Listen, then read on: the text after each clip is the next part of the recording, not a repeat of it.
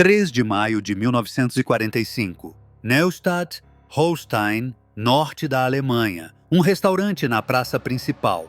Dentro, um brigadeiro britânico sentado à sua mesa. Fora, o cheiro de morte ainda paira sobre a cidade. Naquele momento, Derek Mills Roberts, 36 anos, comandante da 1ª Brigada de Comandos Britânica, acabara de retornar das ruas. Havia cadáveres por toda parte. Prisioneiros de campos de concentração, mulheres, crianças, centenas deles, baleados, deixados para apodrecer sob o sol de maio.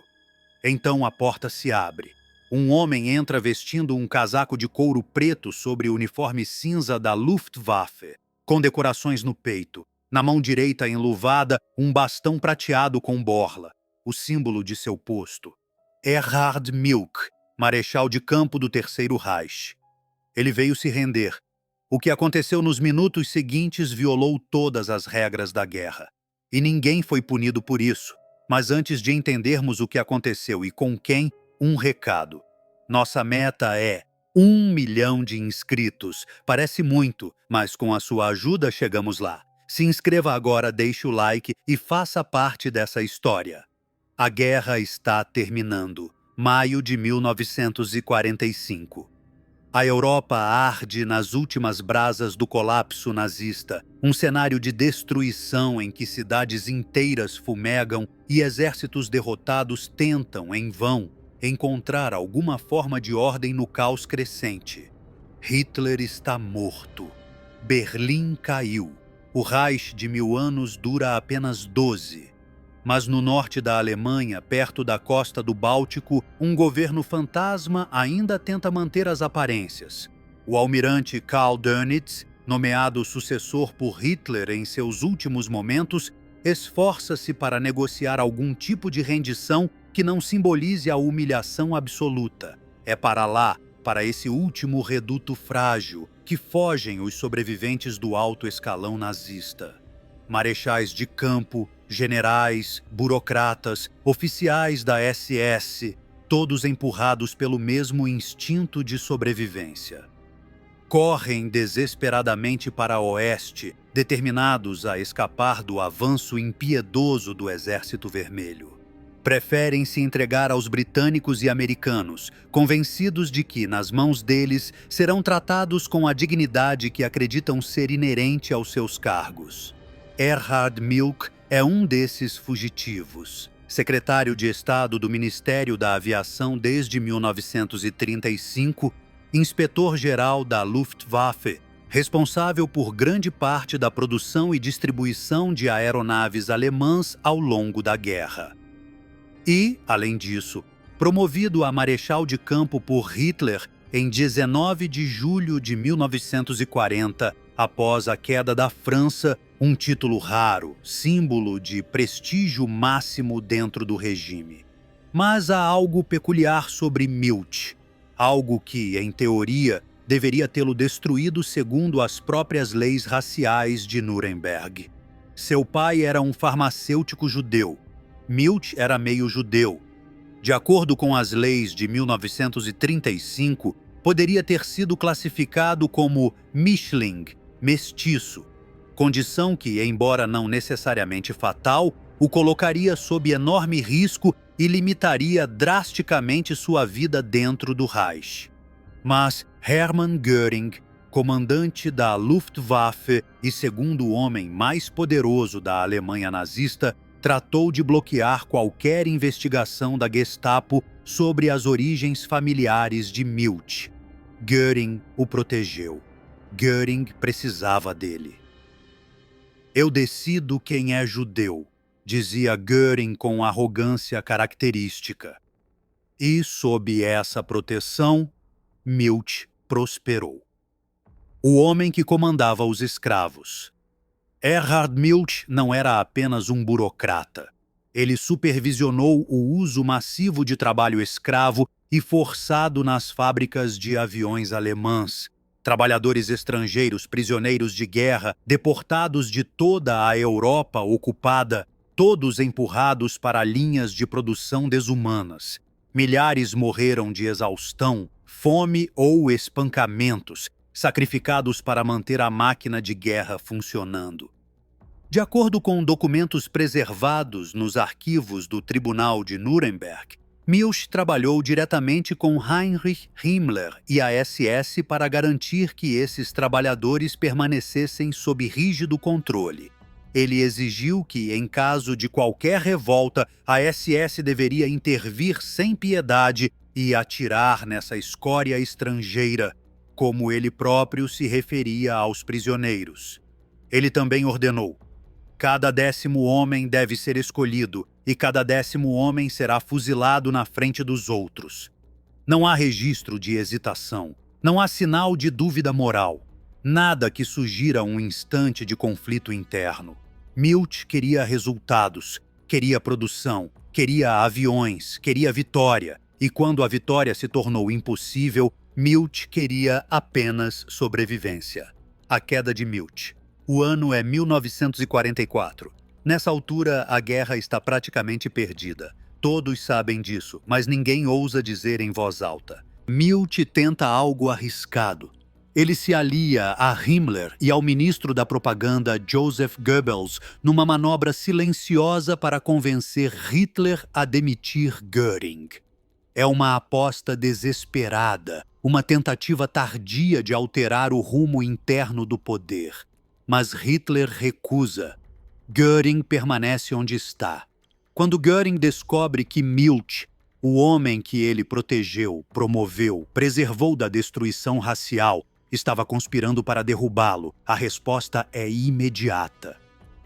Março de 1945. Milch é removido de todos os seus cargos, colocado na reserva, empurrado para o ostracismo. Sua carreira, construída ao longo de anos de lealdade e ambição, termina ali. Mas ele ainda tem seu título, ainda é marechal de campo. E isso, acredita ele, deve significar alguma coisa. A cidade dos mortos, Neustadt, Holstein, 3 de maio de 1945. A cidade está cheia de cadáveres. Dias antes, os navios-prisão ancorados no porto, o Cap Arcona e o Thielbeck, foram atacados por aviões britânicos Typhoon. Os pilotos não sabiam que aquelas embarcações estavam lotadas de prisioneiros do campo de concentração de Neuengamme. Informações confusas circulavam, sugerindo que nazistas de alto escalão tentavam fugir para a Noruega. Foi um erro trágico, irreversível.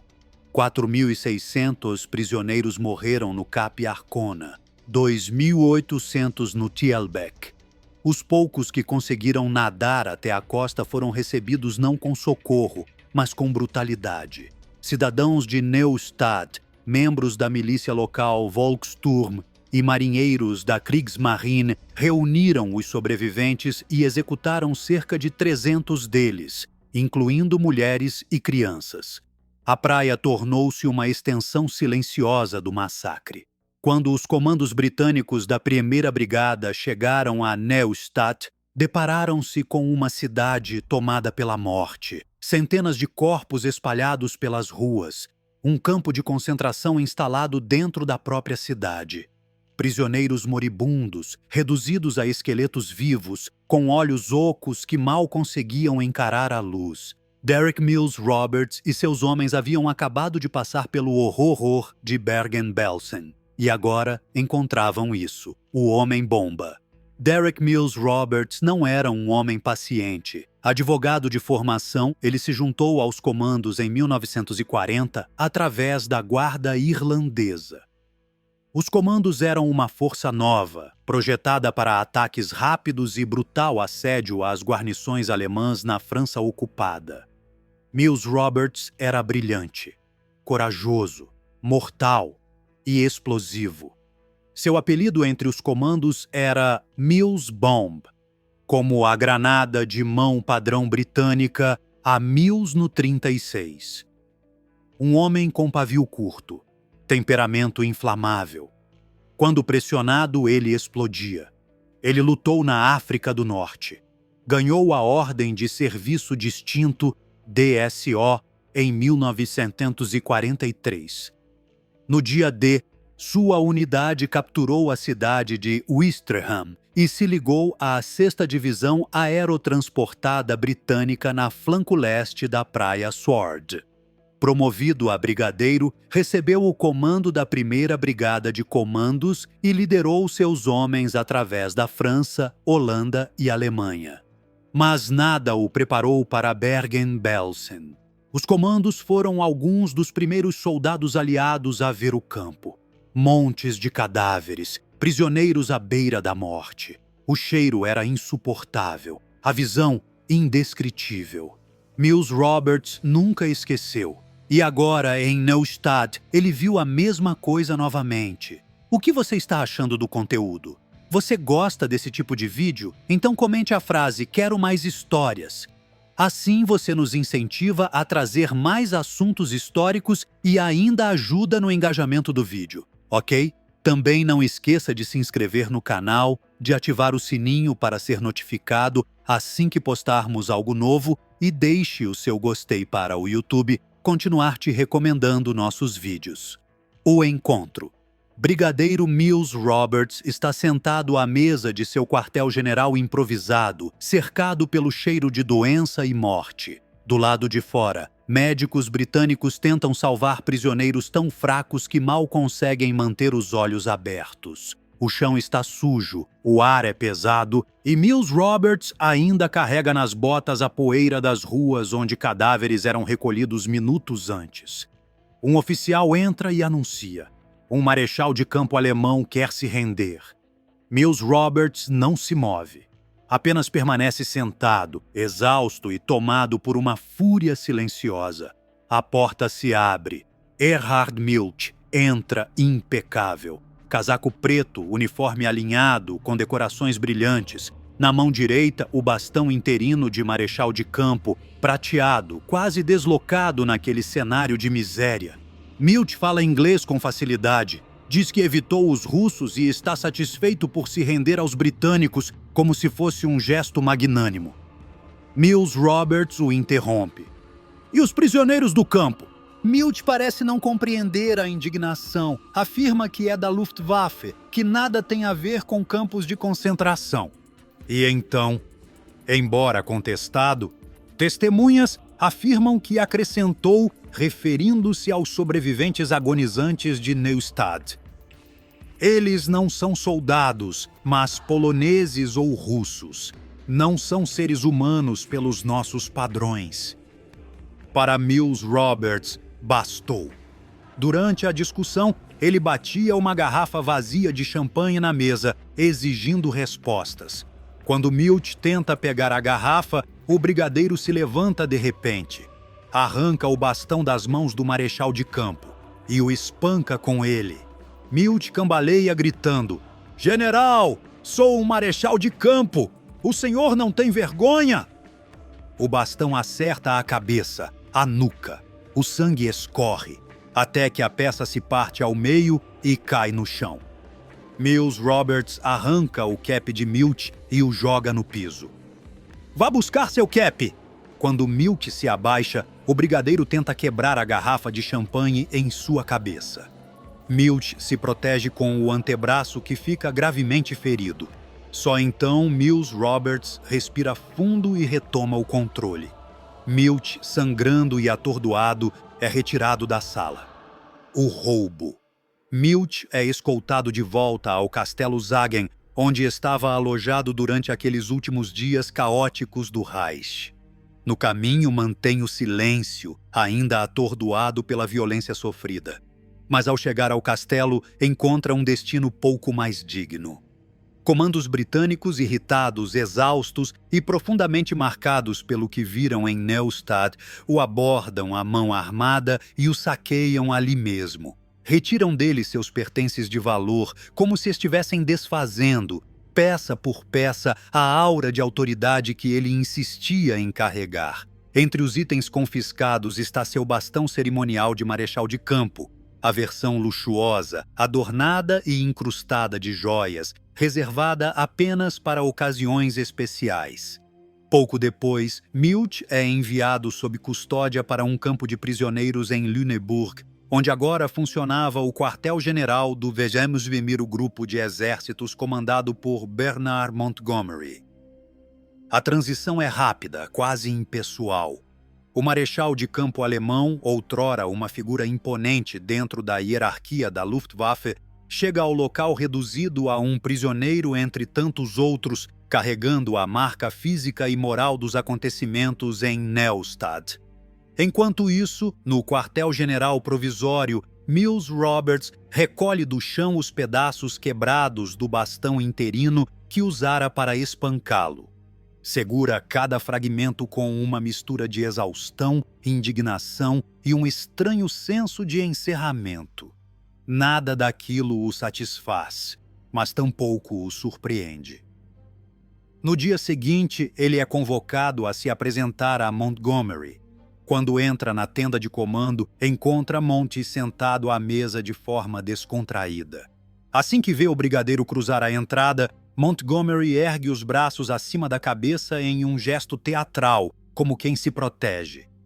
"Ouvi dizer que você tem uma coisa contra marechais de campo", comenta com um sorriso seco. A tensão se desfaz por um instante. Mills Roberts, formal, pede desculpas. Diz poucas palavras. Apesar do humor leve, sabe que está diante de um superior que poderia puni-lo exemplarmente se desejasse. Mas Montgomery não continua o assunto. Não faz perguntas, não oferece reprimenda, não diz mais nada. O episódio morre ali mesmo, envolto em silêncio. Nenhuma ação disciplinar é tomada. E então, um mês depois, em reconhecimento à sua liderança firme, a ousadia com que conduziu a primeira brigada de comandos nos últimos meses da guerra e ao peso que carregou ao enfrentar horrores que nenhum manual militar poderia prever, Mills Roberts recebe uma barra para sua DSO, um segundo prêmio, acrescentando outra distinção ao seu histórico já impressionante. O passado recente, porém, ele não esqueceria tão cedo. Erhard Milch é finalmente levado a julgamento em Nuremberg. Ali, diante do mundo, suas ações são expostas com precisão cirúrgica. Ele é condenado por crimes de guerra e crimes contra a humanidade. Recebe inicialmente prisão perpétua, mas sua sentença acaba sendo reduzida para 15 anos. Ainda assim, não cumpre nem isso. É libertado antecipadamente em 1954. Vive por mais algumas décadas até morrer em Düsseldorf, em 1972, aos 79 anos. Derek Mills Roberts morre 8 anos depois, em 1980, aos 71 anos.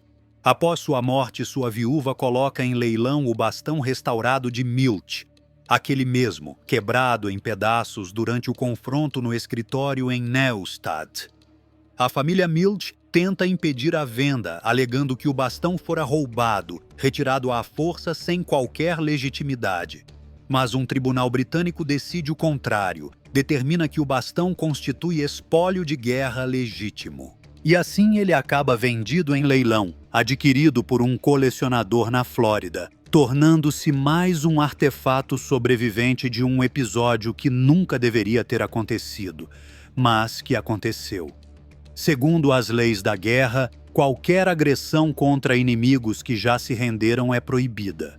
Humilhar e espancar um oficial inimigo, mesmo um marechal de campo, fere praticamente todas as regras e tradições militares.